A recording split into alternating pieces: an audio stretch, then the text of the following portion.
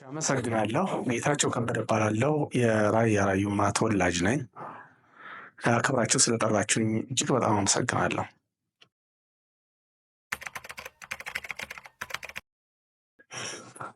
ራያ በተለያዩ አጋጣሚዎች በጓደኞቻችንም በታሪክ አዋቂዎችም ሲገለጽ ሲጠቀስ ኖሯል። ራያ የሚባለው በተለምዶ ከአላ እስከ ኤቦ ነው። ይሄ እንግዲህ አላ የደቡቡ ኤቦ ደግሞ የሰሜኑ ጫፍ የሚነካ ሲሆን በሰሜን እንደርታ ያዋስነዋል፣ በደቡብ የእጁ እና ላስታ ያዋስኑታል፣ በምዕራብ ዋግ አገው ያዋስነዋል፣ በምስራቅ ደግሞ አፋር ያዋስነዋል ማለት ነው። ይህ በዚህ ዙሪያ ያሉ ማህበረሰቦች ራያ ራዩማ ተብለው ይሰየማሉ ወይም ይታወቃሉ። ራያ እንግዲህ በጣም ሰፊ ከቆላ እስከ ደጋ አንዳንዴ ደጋና ቆላ አጠራሩ በተለይ በራይኛው ራያ ወርጃለሁ ይላሉ። ደጉዓ ወይም ደጋ ለማለት ላይኛው ክፍል እንደዚያ ነው የሚጠራው ወደ ራያ ማጨው ራያ ኦፍላ ስትሄድ። ነገር ግን ሁሉም የቦታ የአቀማመጥ ሁኔታ ካልሆነ በቀር የጂኦግራፊካል ሎኬሽን ካልሆነ በቀር ደጋውም ቆላውም በራያነት ነው የሚታወቀው። አጠቃላይ ሲጠራ ራያ ራዩማ፣ በመደነቅም ሲሆን በመገረም ሙሉ ራያ ራዩማ ገረመው፣ ድፍን ራያ ራዩማ ያውቀዋል እያሉ አባባላቸውም ላይ የዕለት ተዕለት ተግባራቸውም ላይ ይጠቅሱታል ማለት ነው። እና ራያ ይህን ያክል በምርት የሚታወቅ በባህል የሚታወቅ ኩታገጠም አሰፋፈር ያለው እንዳልኩ በአከላለልም በሎኬሽንም ራሱ ችሎ ተካሎ የሚኖር ህዝብ ነው ማለት ነው።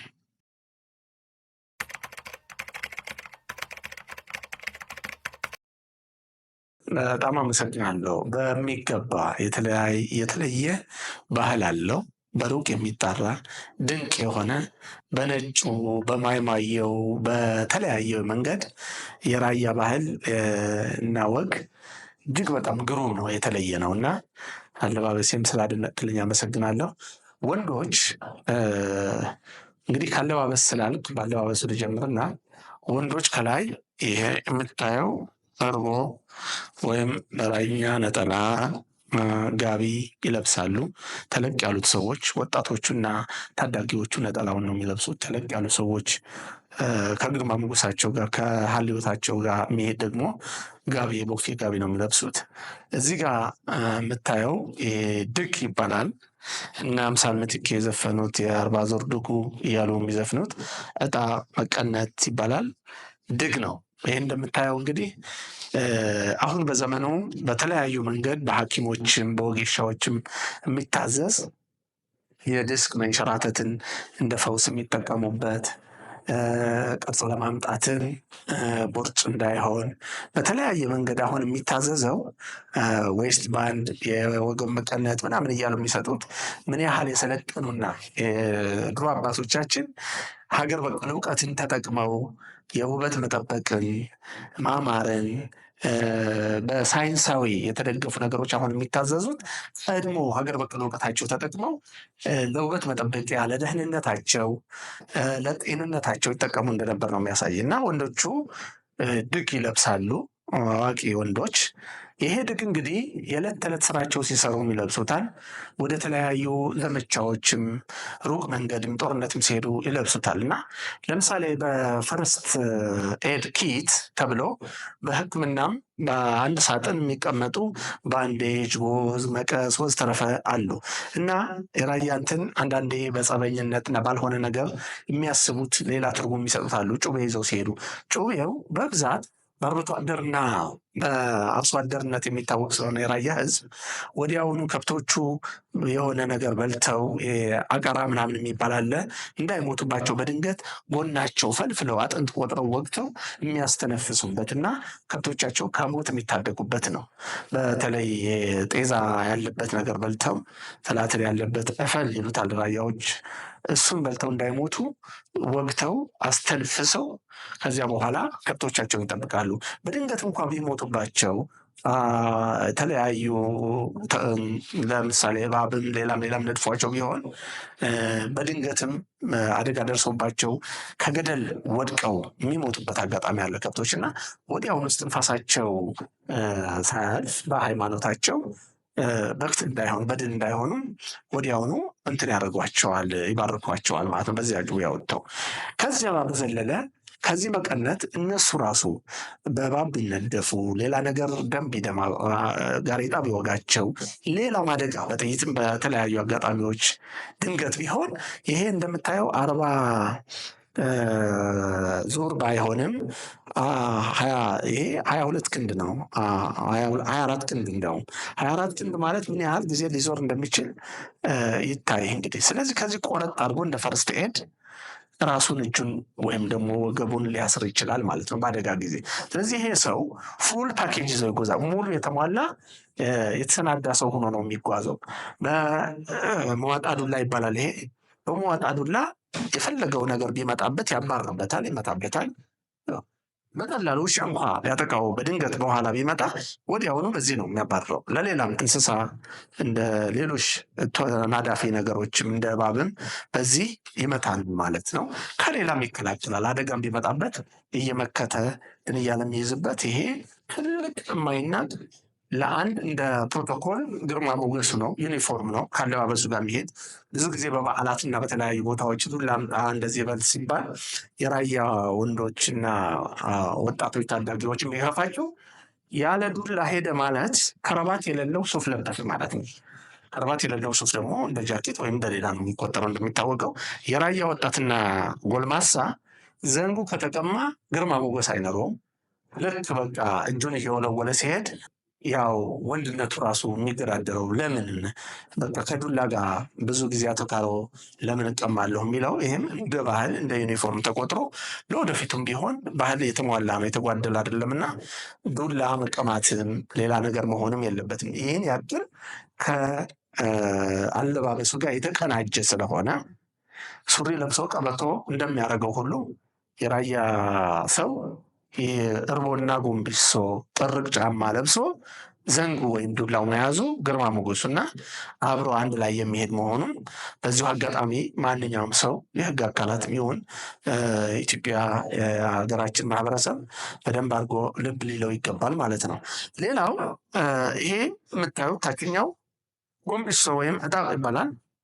ይህ ጎንቢሶ ከሁሉም ጎንቢሶም እርቦም ከጥጥ ተዘርቶ ተፈልፍሎ ተፈልቅቆ ተፈትሎ እናቶች ፈትለውት ከዚያ ተሸምኖ በታዋቂ ሸማኔ ሰሪዎች ተሰርቶ ነው የሚለበሰው። እንግዲህ ሁሉም ሀገር በቀል ነው። እዚህ ላይ ምን ያህል የድሮ ወላጆቻችን አባቶቻችን ሀገር በቀል እውቀትን ወደ ተግባር የቀየሩ ችግር ፈች እንደሆኑ ኢምፖርትድ የሆነ ወይም ከውጭ የገባ በዶላር ከረንሲ ተመጥቶ የሚለብሱት አይደለም። ራሳቸው ዘርተው ራሳቸው ዳምጠው ጥጥ ፈልፍለው እናቶቻችን ፈትለው አቅልመውና ሸምነው ይህን የመሰለ ውብ የሆነ ዘመን አይሽሬ ልብስ አልብሰውናል ማለት ነው። እርቦና ጎንቢሶው ቀጥሎ መቀነቱ ወይም ድጉ እንዳሳየኋችሁ ነው። ድግ በድግ ላይ ዝናር በሞይዘርና ምንሽር የታጠቁ ወንድሞች ወገኖች ደግሞ ከራያ ምን ያደርጉበታል? ዝናር በዚህ ሙሉ ጥይት የያዘ ዝናር ያደርጋሉ። ካልሆነ ወፍራም ቀበቶ እጅግ በጣም የሚያምር ቀበቶ ያደርጋሉ። ከዚያ ነው ያው ትጥቃቸውን በደንብ አድርጎ እንዲያጠብቅላቸው ጎንቢሷቸው ወይም ዕጣ የሚባለው ማለት ነው። በጣም በሚገርም ሁኔታ ታች የሚጫሙት ለዘመናት ሰው ጫማ በማያደርግበት ጊዜ ብዙ አጋጣሚው አክሰሱ ባልነበረበት ጊዜ ጥርቅ ጫማ ወይም ሽፋይ ሳኔ የሚባል በእንደዚህ አይነት ቴክኖሎጂ ባልነበረበት ጊዜ እጅግ በጣም ውብ በሆነ በፋብሪካ እንኳ እንደዚህ አምሮና ደምቆ ሊሰራ በማይችል ሁኔታ በእጃቸው ወላጆቻችን ይሰሩታል። ይሄ ስራክስ ሳኔ የጥርቅ ጫማ ወይም ሽፋይ ሳኔ ነው የሚባለው። ይሄ የፊት ለፊቱ ሲሆን የወንዶች ነው። የሴቶች ተመሳሳይ አለ። ልዩ የሚያደርገው ዝች ጋር ጥልፍ በጣም ያጌጠች ስንድ ያለባት የምትመስል ቀጥ ላይ ሄደች ትኖራለች ማለት ነው። በጀርባው በመረገጫው ደግሞ የምታዩት ይህን የመሰለ ቅርጽ አለው እና የሚገርም ነው እንትኑ ራሱ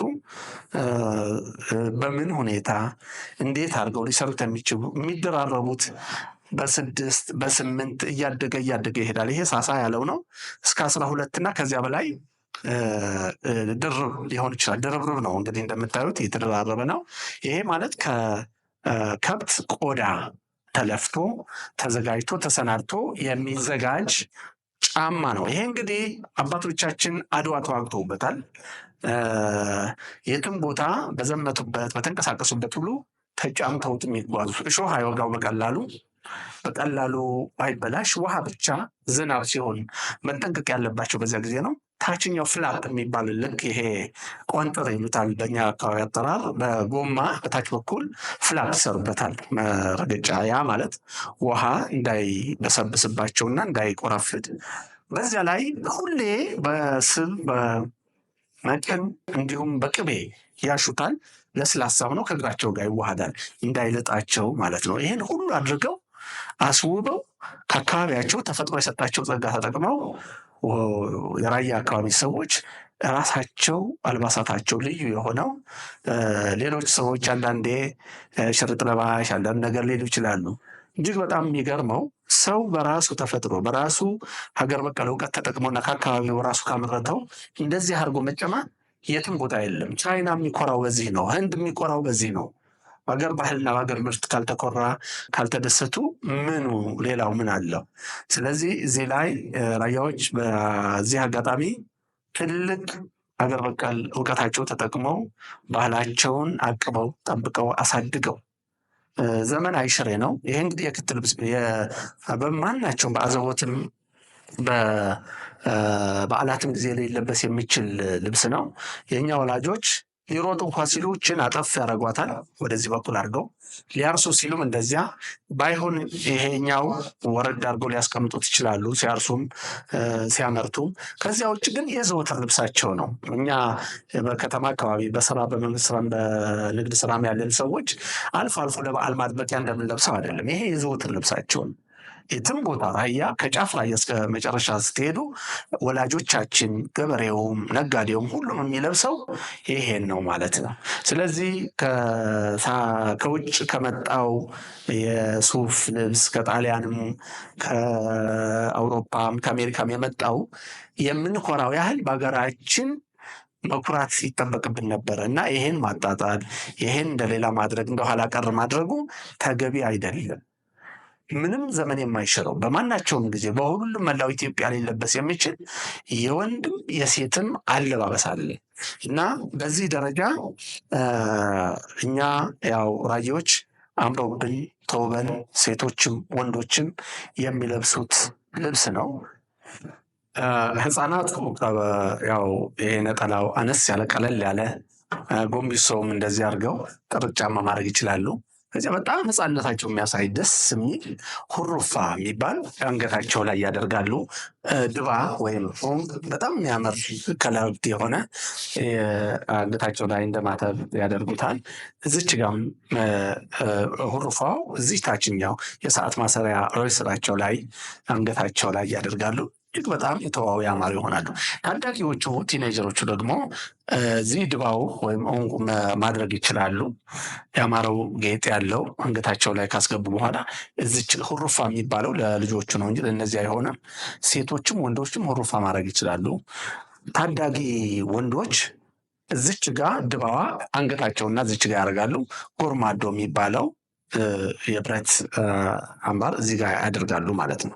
በዚህ ሁኔታ አምረው ተውበው ዱላቸውም ለየት ያለ ሻፎ የሚባል ይሄኛው ለአዋቂዎች ለጎልማሶች የሚሆን ዘንግ ነው። ይሄ ዘንግ ብዙ መስተጋብር አለው። ዘንግ ያስታርቃል። ራያዎች ቆቲ ብለው መሬት ነክተው ዘንጋቸውን ቁጭ ካረጉና ከጣሉ ይሄን ዘሎ ተራምዶ የሚሄድ ወጣት የተጣላ ወገን አይኖርም፣ ያስታርቁበታል ዘንግ።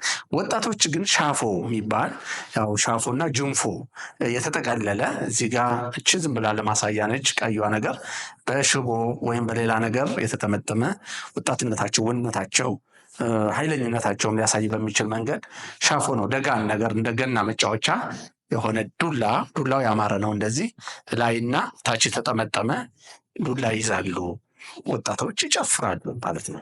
ይህ እንግዲህ ከአለባበስ ከወንድ ሳልወጣ የገለጽኩት ሁኔታ ሆኖ እያለ እንዳልኩ የእኛው ዱላ በጥቅሙ ብዙ ነው። በፈርጀ ብዙ ጥቅም አለው። ታዋቂዎችና አዛውንቶች ሲሆን ግርማ ሞገስ አለው፣ ያስታርቃል። ሽማግሌዎች ዘንግ በዘንግ ነው የሚያስታርቁት። የራያ ሽማግሌ፣ የሀገር ሽማግሌ፣ የወንዝ ሽማግሌ የሚባሉ ዘወልድ መዛርድ፣ የወንዝ ሽማግሌ፣ ወገረብ፣ ኮርፋ፣ አርፋ የሚባሉ ከጫፍ እስከ ጫፍ የራያ ክፍል የየራሳቸው ስያሜ ዘመን ተሻጋሪ የሆነ ጥቁር ደም ሲያደርጉበት የነበረ የሽምግልና ባህል አላቸው እና አንዱ ዱላ ወይም ብትር የሚጠቀሙበት ነው። ስለዚህ ብዙ ጊዜ አጨፋፈርና በተለያዩ አጋጣሚዎች ዱላው ራሱ ሲያዝ የራሱ የሆነ ወግ አለው። ለምሳሌ ዱላው እዚህ መሀል ላይ ይዘው የሚጨፍረዋሉ እንደዚህ አይደለም። ምናልባት እዚችም ጋር አይደለችም። እጅ ባላንስ አይዝም። እንደምታዩት እጅ ትንሽ ተደርጋ ላመል ያክል እንዲህ ነው የሚያዘው ዱላ ሲጨፈርም ሲያዝም ማለት ነው። እና የዱላ አያያዙም በስነ ስርዓት ይሆን። ሌላው ልብስ ሲለበስ አጠቃላይ በስኒከር ጫማ በቆዳ ጫማ ተደርጎ ይሄ እንዳለ መለበስ ያው ማበላሸት ጭቃ መቀባት ለብሶ ጭቃ እንደ መቀባት ነው የሚቆጠረው እና ጥርቅ ጫማ አሊያም ሰንደል ጫማ ይደረጋል። ዱላ ይያዛል። ብዙ ጊዜ ደግሞ በጉርድ ቲሸርት ወይም ሸሚዝ ቢሆን በሞር የተሻለ ተመራጭነት አለው። ጎንቢሶ ላይ አሁን የለበስኩት እንደምታዩት ይሄኛው ጥለት የለውም። ጥለቱ ወደ ላይ ነው።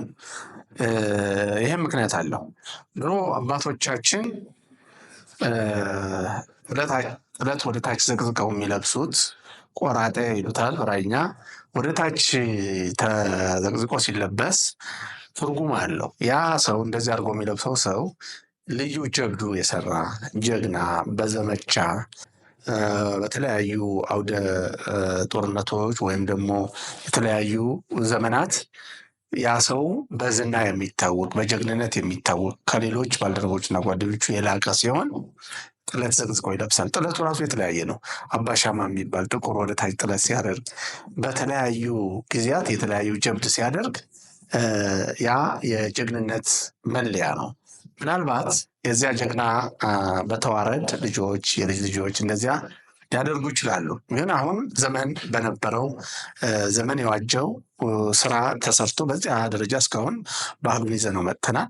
አሁን ግን በዘፈቀደ ነው የሚለበሰው። ተማሪው፣ ወጣቱ፣ ህፃኑ፣ አዋቂው እንደፈለገው ባህሉ ገና ያልተዋወቀውም ጭምር ጥለት ወደ ታች አድርጎ ይለብሳል። በዚያ ላይ ሰፊ ጥለት ነው። ሰፊ ጥለት ለእህቶቻችን ለእናቶቻችን ነው የሚሆነው። የወንዶች ጥለቷ ቀጭን እጅግ በጣም ለምልክት ያክል ነች የምትሆነው። ባይሰፋ ጥሩ ነው፣ ባህሉ ተጠብቆ እንዲሄድ። ከዚያ በዘለለ ወደ ታች ጥለት ዘቅዝቆ መልበስ እኔ አሁን በእኛ ትውልድ በዚህ አዲስ ትውልድ ምን ሊሆን ይገባል ብዬ ወስዳለሁ። እንግዲህ ድሮ በዘመናቸው በተለያዩ ዘመቻዎች፣ ጀግንነቶች፣ በአውደ ውጊያዎች ጀብድ ሰርተው የመጡ ሰዎች ሊያደርጉት ይችላሉ። ያ ማለት ኒሻን ነው ማለት ነው።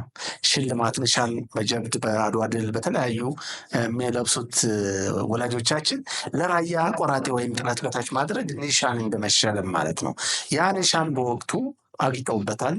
እኛም ይዘነው በታሪክ በትውፊት እየያዝነው መጥተናል። አሁን ያሉ ወጣቶች ኒሻናቸው መሆን አለበት ህይወት በማሸነፍ ሰላም በማምጣት የሰላም